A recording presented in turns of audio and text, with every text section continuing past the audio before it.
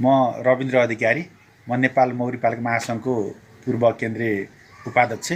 आज मैले विशेष गरी स्थानीय जातको लोकल सेराना मौरी जो मुडे घारमा पनि पालिन्थ्यो त्यो मौरीलाई आधुनिक तरिकाले आधुनिक घारमा पालिएको छ।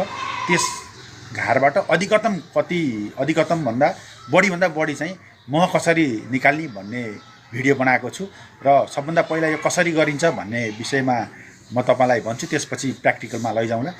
हामीसँग यो घारमा दुईटा चेम्बर हुन्छ, एउटा हनी चेम्बर हुन्छ, अर्को छाउराको चेम्बर हुन्छ। हामीले महको चेम्बरबाट मात्रै माथिल्लो कक्षबाट मात्रै मह निकाल्छौँ, तल्लो छाउरा कक्षबाट मह निकाल्दैनौँ। तर अहिलेको जस्तो पिक सिजनमा दुईटै कक्षबाट हामीले मह निकाल्न सकिन्छ।